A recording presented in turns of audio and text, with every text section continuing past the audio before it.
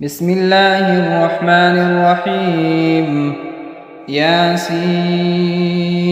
والقرآن الحكيم إنك لمن المرسلين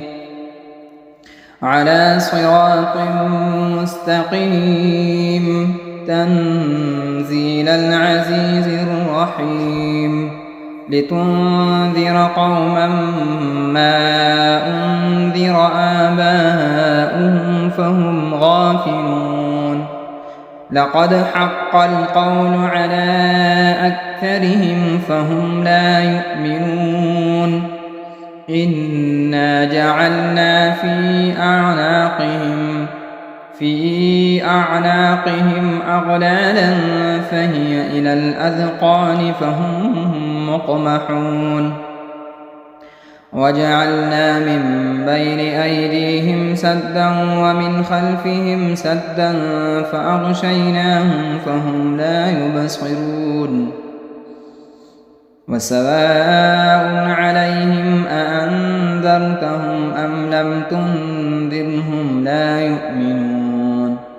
إنما تنذر من اتبع الذكر وخشي الرحمن بالغيب فبشره بمغفرة وأجر كريم إنا نحن نحيي الموتى ونكتب ما قدموا وآثارهم وكل شيء أحصيناه في إمام مبين واضرب لهم مثلا أصحاب القرية إذ جاءها المرسلون إذ أرسلنا إليهم 2 فكذبوهما فعززنا بثالث فقالوا إنا إليكم مرسلون قالوا ما أنتم إلا بشر مثلنا وما أنزل الرحمن من شيء إن أنتم إلا تكذبون قالوا ربنا يعلم إنا إليكم لمرسلون وما علينا إلا البلاغ المبين قالوا إنا تطيرنا بكم لئن لم تنتهوا لنرجمنكم وليمسنكم منا عذاب أليم قالوا طائركم معكم أئن ذكرتم بل أنتم قوم مسرفون وجاء من أقصى المدينة رجل يسعى قال يا قوم اتبعوا المرسلين اتبعوا من لا يسألكم أجرا وهم مهتدون وما لي لا أعبد الذي فطرني وإليه ترجعون أأتخذ من دونه آلهة إن يردني الرحمن بضر لا تغن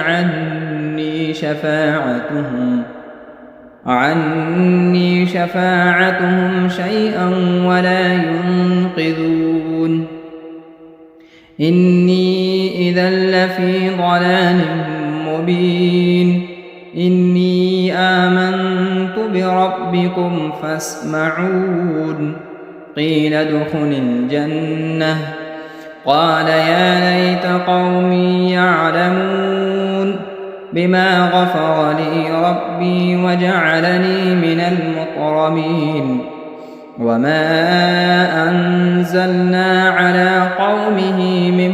بعده من جند من السماء وما كنا منزلين إن كانت إلا صيحة واحدة فإذا هم خامدون يا حسرة على العباد ما يأتون يأتيهم من رسول إلا كانوا به يستهزئون ألم يروا كم أهلكنا قبلهم من القرون أنهم إليهم لا يرجعون وإن كل لما جميع لدينا محضرون وآية لهم الأرض الميتة أحييناها وأخرجنا منها حبا فمنه يأكلون وجعلنا فيها جنات من نخيل وأعناب وفجرنا فيها من العيون ليأكلوا من ثمره وما عملته أيديهم أفلا يشكرون سبحان الذي خلق الأزواج كلها مما تنبت الأرض ومن أنفسهم ومما لا يعلمون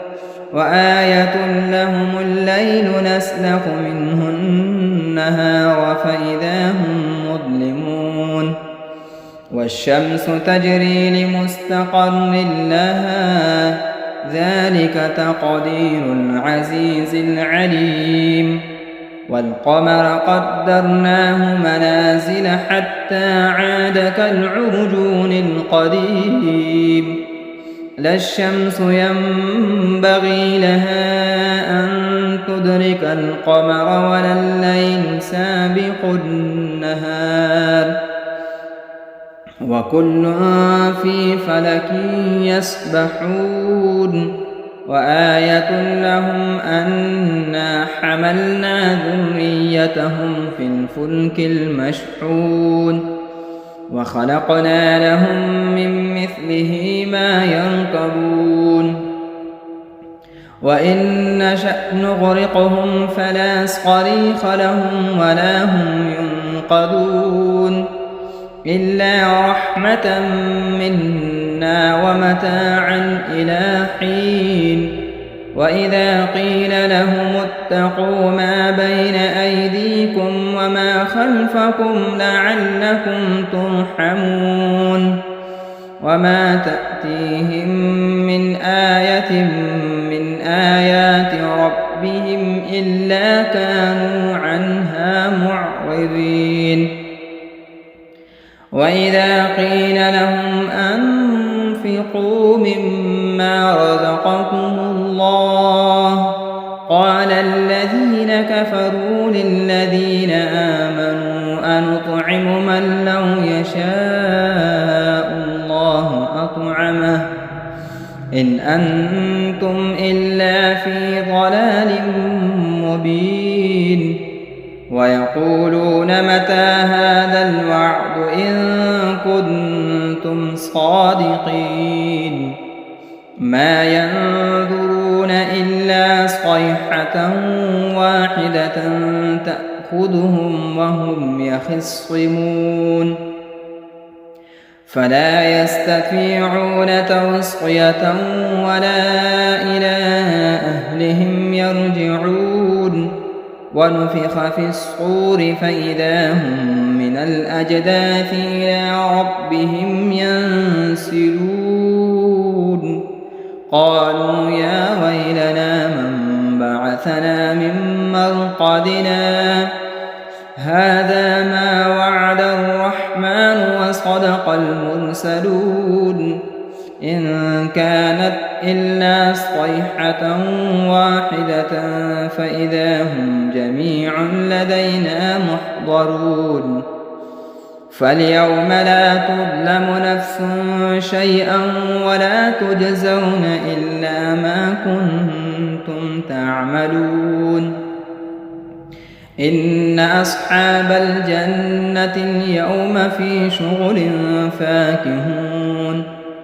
هم وأزواجهم في ظلال على الأرائك متكئون لهم فيها فاكهة ولهم ما يدعون سلام قولا من رب رحيم وامتازوا اليوم أيها المجرمون ألم أعهد إليكم يا بني آدم ألا تعبدوا الشيطان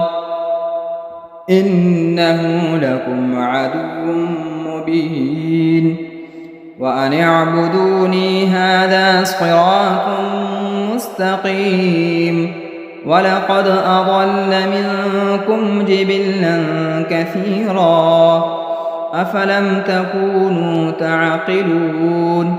هذه جهنم التي كنتم توعدون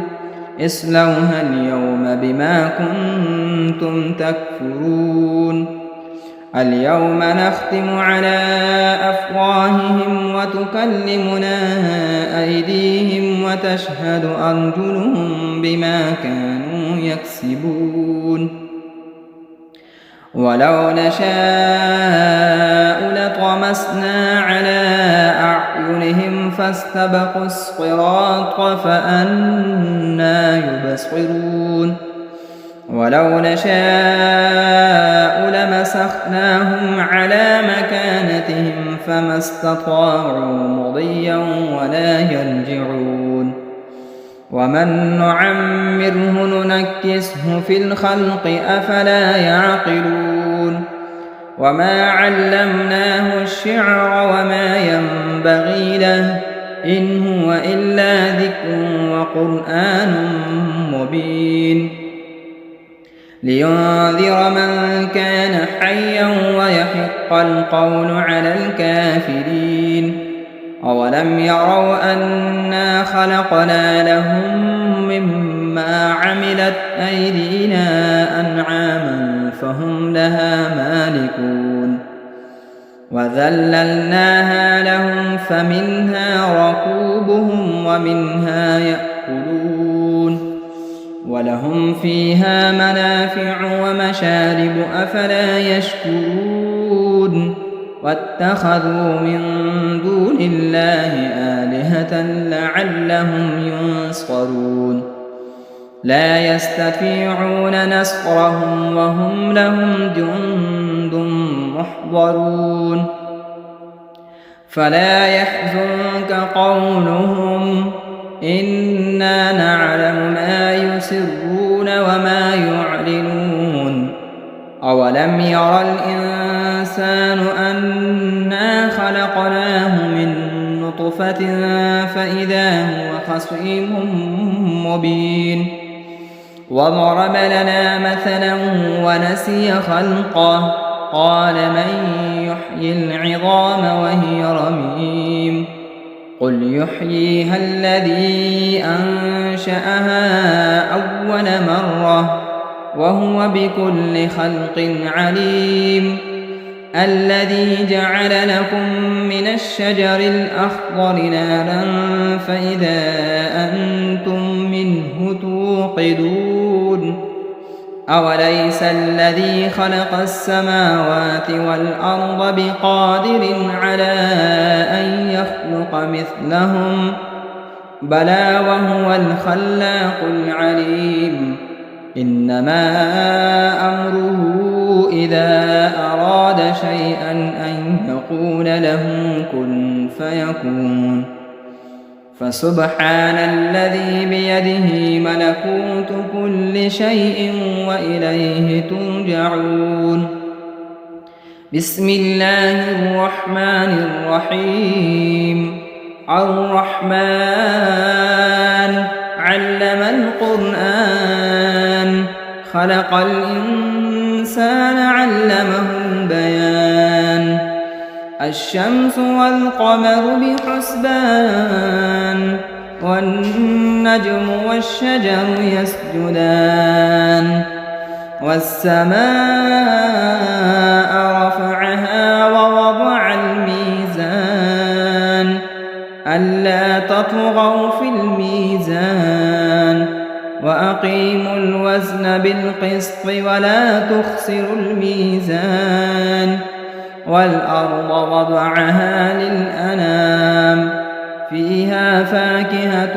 والنخل ذات الأكمام والحب ذو العصف والريحان فبأي آلاء ربكما تكذبان خلق الإنسان من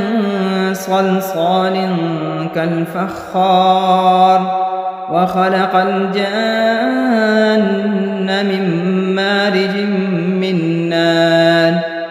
فبأي آلاء ربكما تكذبان رب المشرقين ورب المغربين فبأي آلاء ربكما تكذبان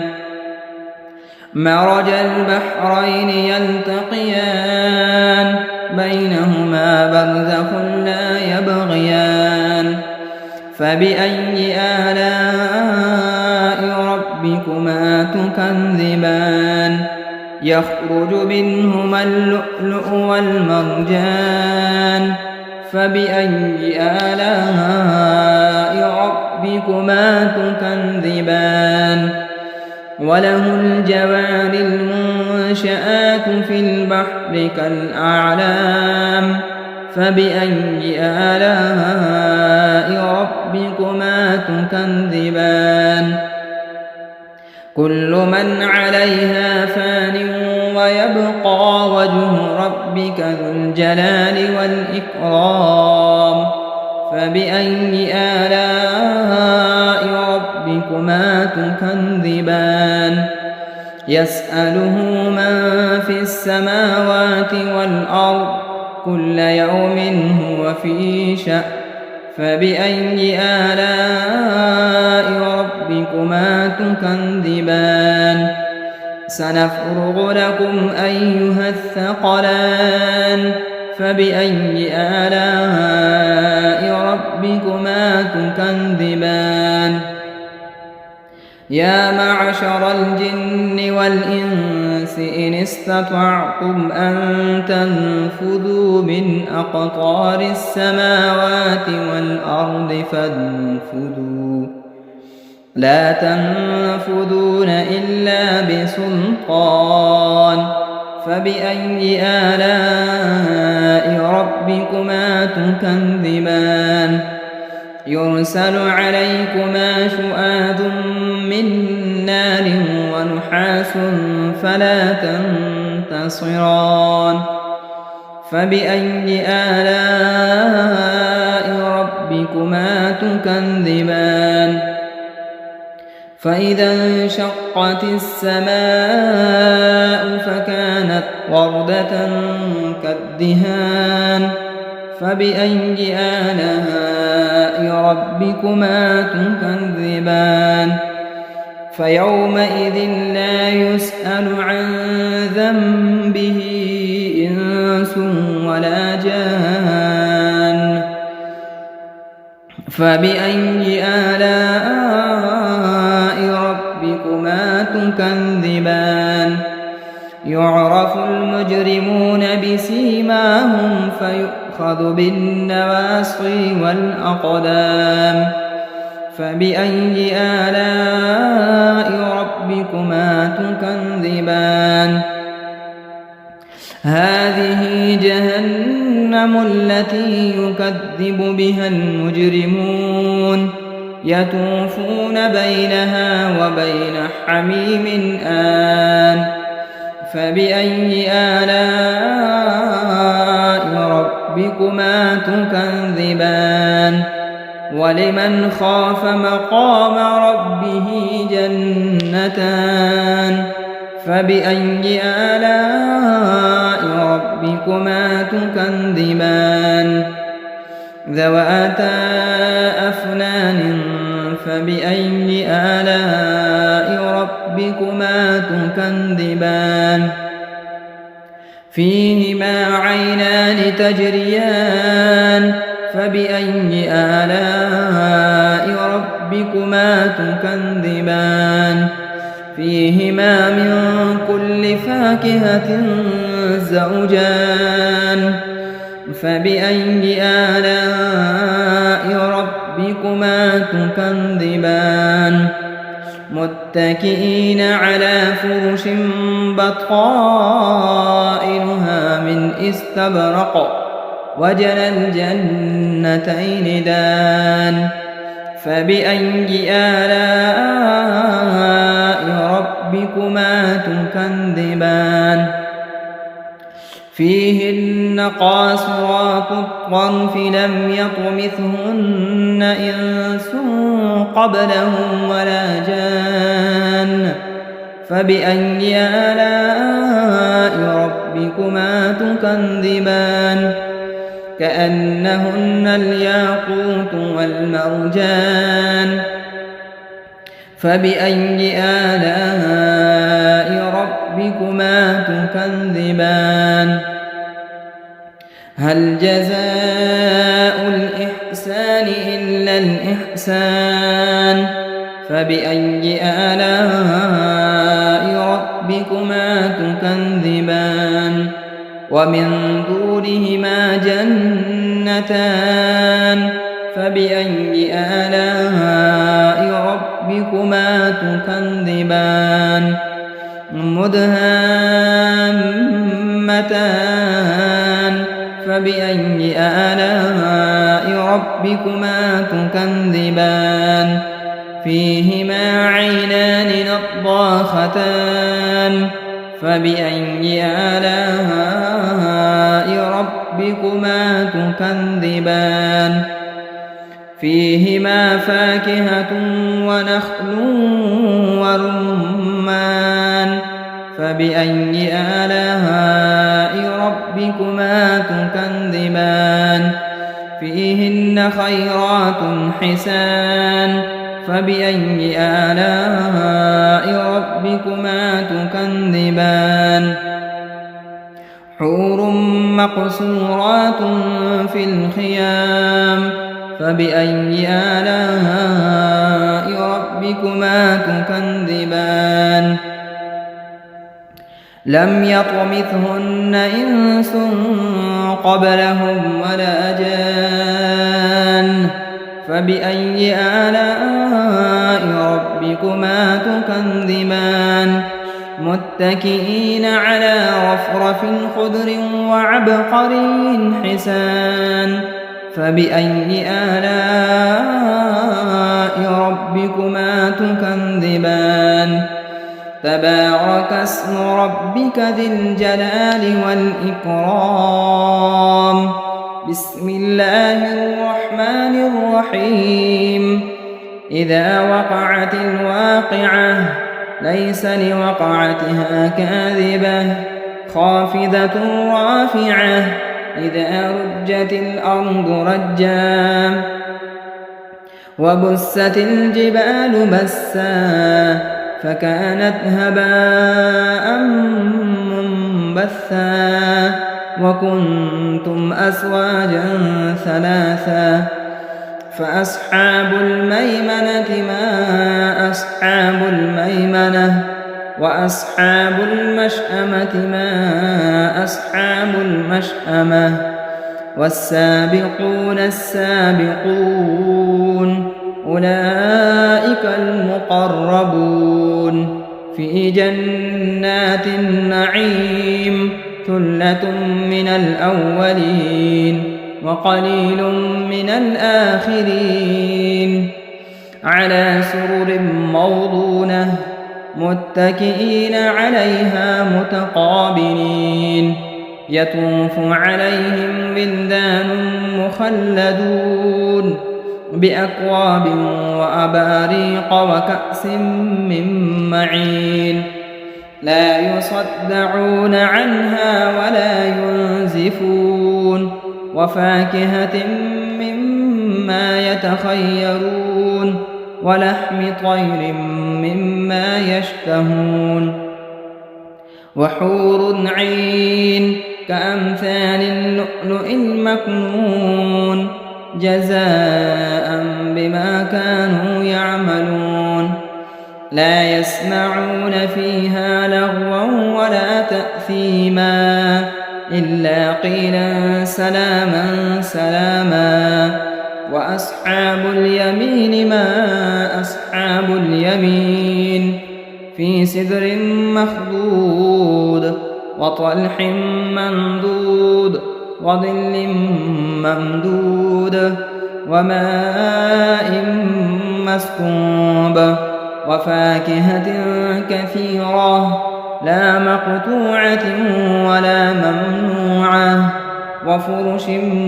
مرفوعة إنا أنشأناهن إنشاء فجعلناهن أبكارا عربا أترابا لأصحاب اليمين ثلة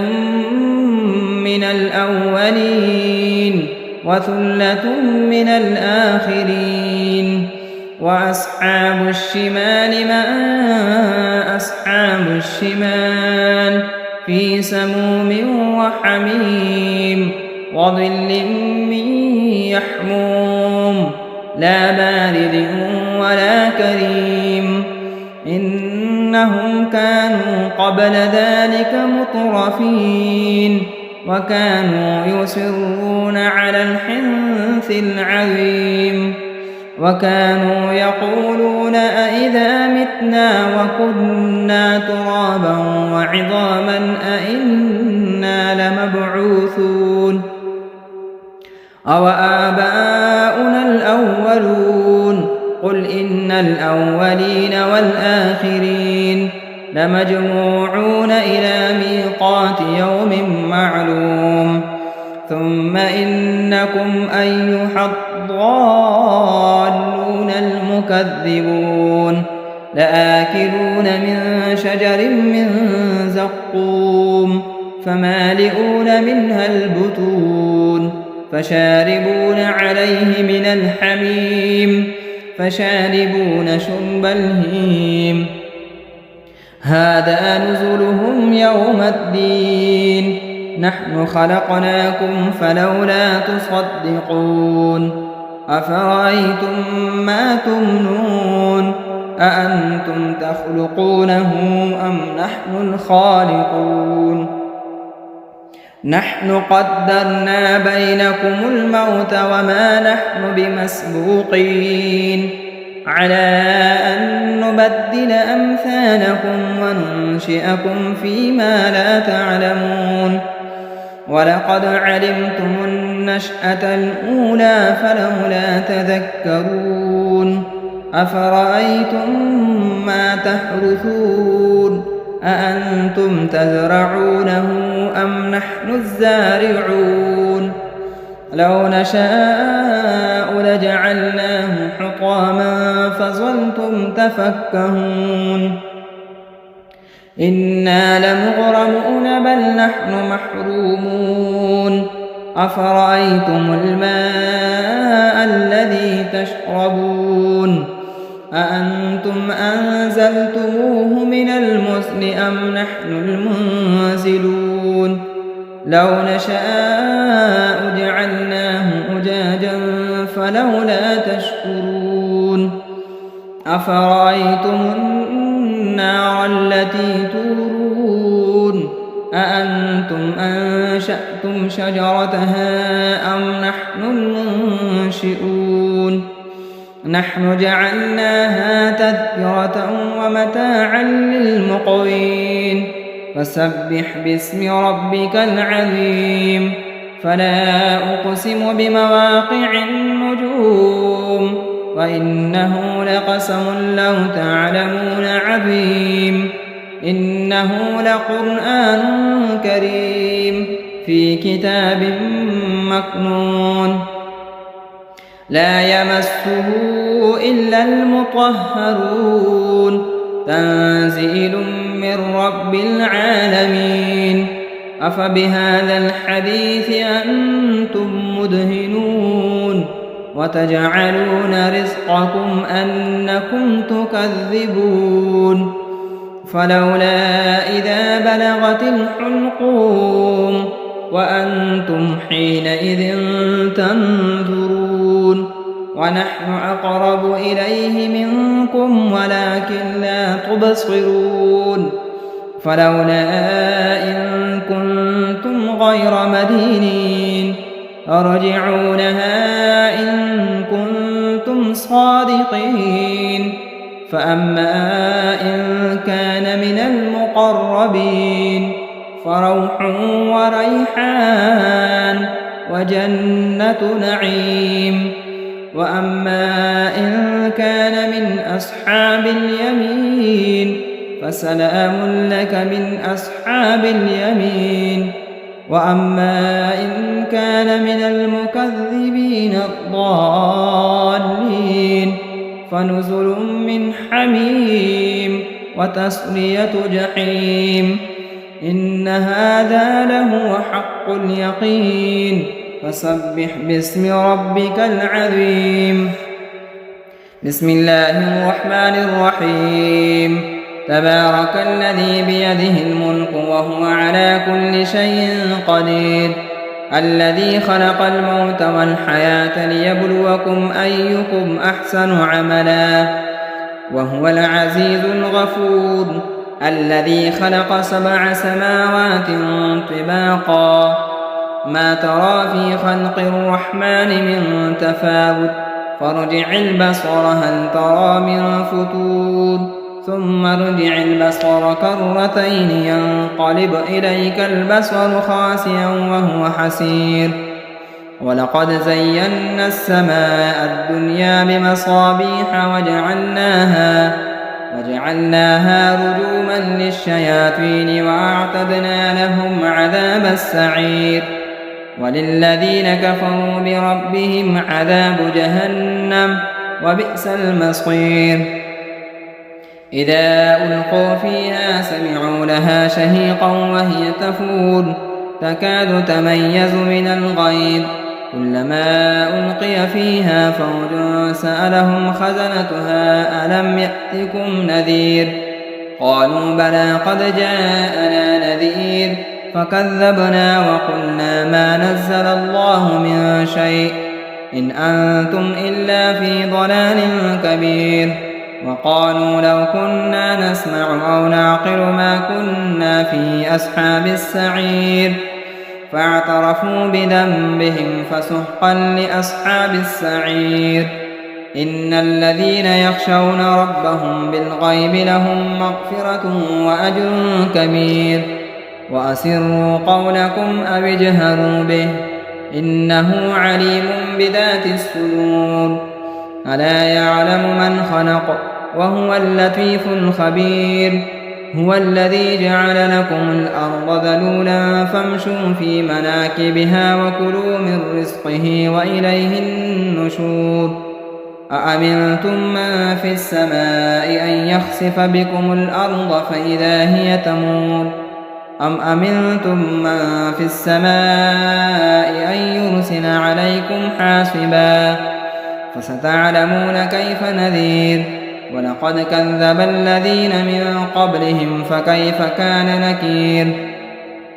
أولم يروا إلى الطير فوقهم صافات ويقبض ما يمسكهن إلا الرحمن إنه بكل شيء بصير أمن هذا الذي هو جند لكم ينصركم من دون الرحمن إن الكافرون إلا في غرور أمن هذا الذي يرزقكم إن أمسك رزقه بل لجوا في عتو ونفور أفمن يمشي مكبا على وجهه أهدى أمن يمشي سويا على صراط مستقيم قل هو الذي أنشأكم وجعل لكم السمع والأبصار والأفئدة قليلا ما تشكرون قل هو الذي ذرأكم في الأرض وإليه تحشرون ويقولون متى هذا الوعد إن كنتم صادقين قل إنما العلم عند الله وإنما أنا نذير مبين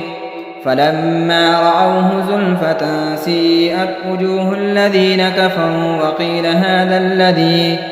وقيل هذا الذي كنتم به تدعون قل أرأيتم إن أهلكني الله ومن معي أو رحمنا فمن يجير الكافرين من عذاب أليم قل هو الرحمن آمنا به وعليه توكلنا فستعلمون من هو في ضلال مبين قل أرأيتم إن أصبح ماؤكم غورا فمن يأتيكم بماء معين